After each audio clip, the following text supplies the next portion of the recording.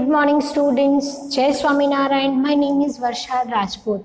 So student, आज मैं आपके सामने एक नए टॉपिक के साथ, नई सुबह के साथ प्रस्तुत हुई हूँ. तो आज का हमारा टॉपिक है प्रायश्चित. जी हाँ, सबसे पहले तो फटाफट आप अपना पेज नंबर 62 ओपन कर लीजिए. पाठ 8 प्रायश्चित.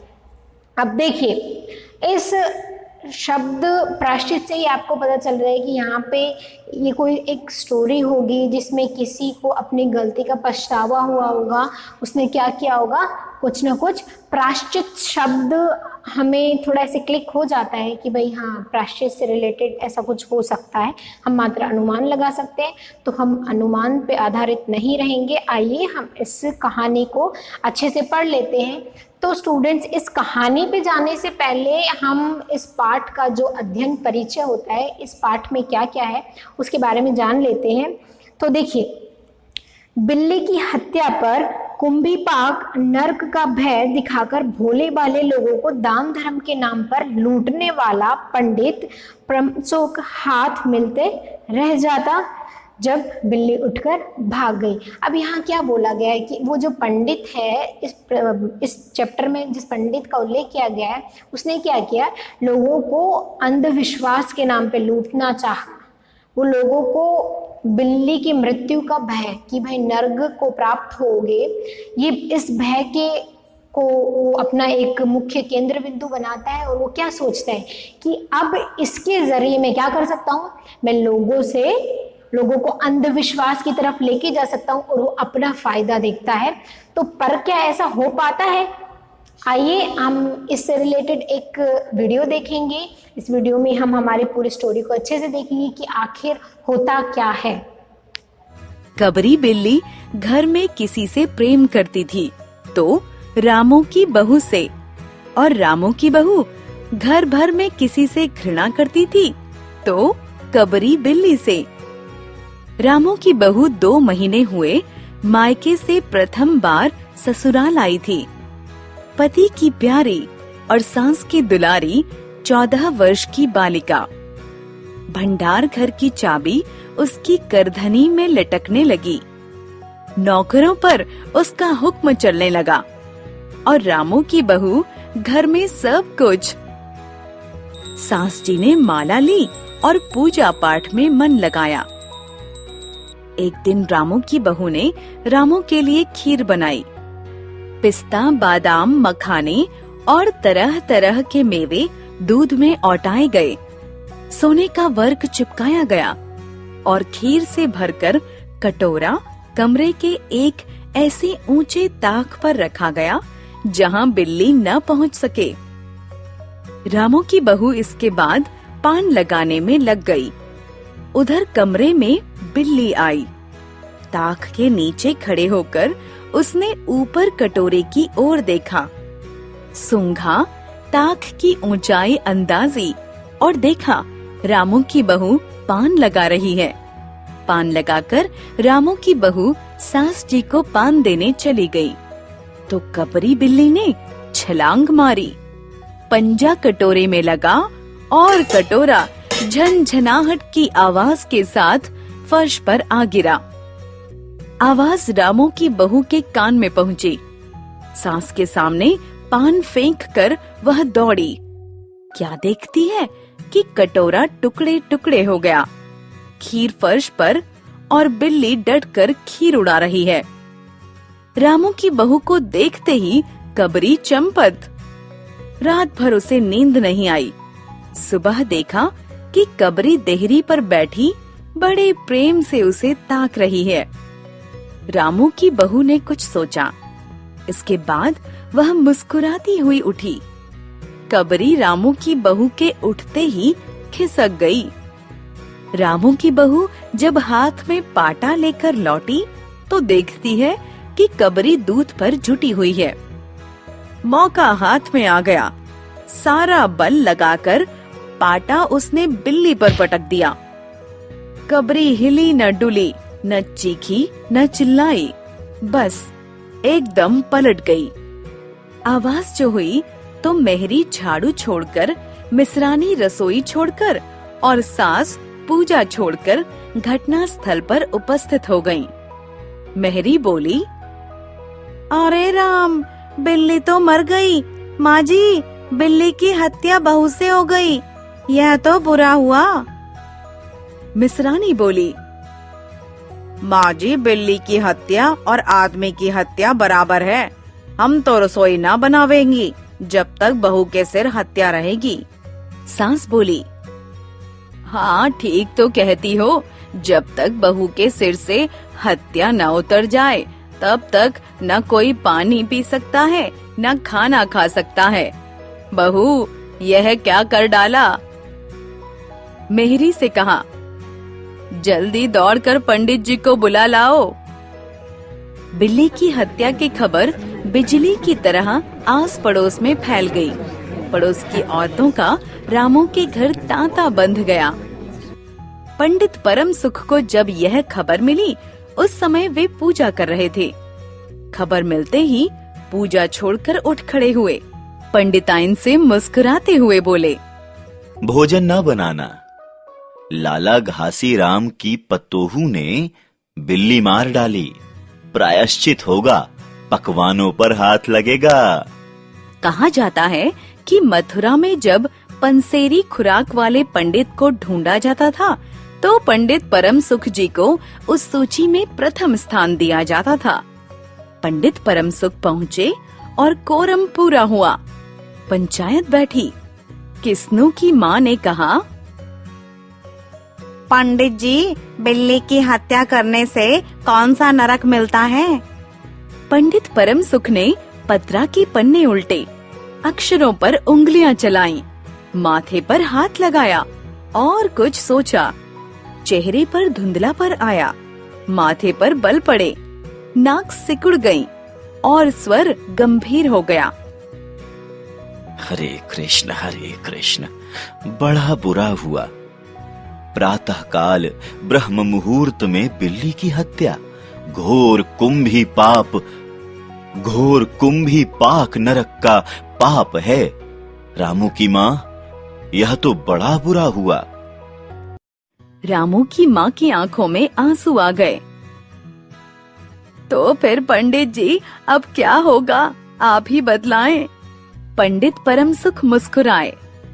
रामू की माँ, चिंता की कौन सी बात है? शास्त्रों में प्रायश्चित का विधान है, सो प्रायश्चित से सब कुछ ठीक हो जाएगा। रामू की माँ ने कहा, पंडित जी, इसीलिए तो आपको बुलवाया था। अब आगे बतलाओ, क्या किया जाए? क्या किया जाए? यही कि एक सोने की बिल्ली बनवाकर बहू से दान करवा दी जाए। जब तक बिल्ली ना दे दी जाएगी, तब तक तो घर अपवित्र रहेगा। बिल्ली दान देने के बाद 21 दिन का पाठ हो जाए। छन्नू की दीदी ने कहा, हाँ और क्या, पंडित जी ठीक ही तो कहते हैं। बिल्ली अभी दान दे दी जाए और पाठ फिर हो जाए। रामू की माँ ने कहा, तो पंडित जी, कितने तोले की बिल्ली बनवाई जाए? पंडित परम सुख जी मुस्कुराए। अपनी तोंद पर हाथ फेरते हुए उन्होंने कहा, बिल्ली कितने तोले की बनवाई जाए? अरे रामू की माँ, अब कलयुग आ गया है, धर्म कर्म का नाश हो गया है, श्रद्धा नहीं रही। कम से कम 21 तोले की बिल्ली बनवाकर दान कर दो और आगे आपकी श्रद्धा। रामू की माँ ने आंखें फाड़ कर देखा और कहा, अरे बाप रे, 21 तोला सोना, यह तो बहुत है। तोला भर की बिल्ली से काम ना निकलेगा। पंडित परम सुख हंस पड़े। रामू की माँ, 1 तोला सोने की बिल्ली? अरे रुपए का लोभ बहू से बढ़कर है क्या? बहू के सिर पर बड़ा पाप है, इसमें इतना लोभ ठीक नहीं।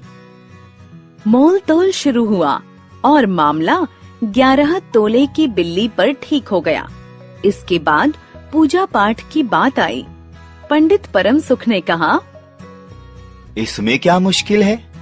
रामू की माँ, मैं पाठ कर दिया करूंगा, पूजा की सामग्री आप हमारे घर भिजवा देना। पूजा में सामान कितना लगेगा? अरे कम से कम सामान में पूजा कर देंगे। दान के लिए 10 मन गेहूं, 1 मन चावल, 1 मन दाल, मन भर तिल, 5 मन जौ, 5 मन चना, 4 पसेरी घी और मन भर नमक भी लगेगा। बस इतने में ही काम चल जाएगा। अरे बाप रे, इतना सामान!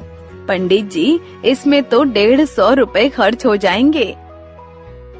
रामू की माँ ने रुआंसी होकर कहा, पर इससे कम में तो काम ना चलेगा। बिल्ली की हत्या बड़ा पाप है। खर्च को देखते वक्त पहले बहू के पाप को भी देखो। यह तो प्रायश्चित है, कोई हंसी खेल थोड़े ही है। पंडित परम सुख की बात से प्रभावित किस्नू की माँ ने कहा, पंडित जी ठीक तो कहते हैं, बिल्ली की हत्या कोई ऐसा वैसा पाप तो नहीं, बड़े पाप के लिए बड़ा खर्च भी चाहिए। चुन्नू की दादी ने कहा, और नहीं तो क्या, दान पुण्य से ही पाप कटते हैं, दान पुण्य में किफायत ठीक नहीं है। मिसरानी ने कहा, और फिर माँ जी, आप लोग बड़े आदमी ठहरे, आप लोगों को इतना खर्च क्यों अखरेगा? रामू की माँ ने चारों ओर देखा, सभी पंच पंडित जी के साथ। पंडित परमसुख मुस्कुरा रहे थे। उन्होंने कहा, रामू की माँ, एक तरफ तो बहू के लिए कुंभी पाक नरक है और दूसरी तरफ तुम्हारे जिम्मे थोड़ा सा खर्च, सो उससे मुंह न मोड़ो। फिर जरा कुछ बिगड़ कर बोले, रामू की माँ, यह तो खुशी की बात है। अगर तुम्हें यह अखरता हो तो ना करो, मैं चला। इतना कहकर पंडित जी ने पोथी पत्रा बटोरा। अरे पंडित जी, रामू की माँ को कुछ नहीं अखरता, बेचारी को कितना दुख है, बिगड़ो नहीं। मिसरानी, छुन्नू की दादी और किस्नू की माँ ने एक स्वर में कहा। रामू की माँ ने पंडित जी के पैर पकड़े और पंडित जी ने जमकर आसन लगाया।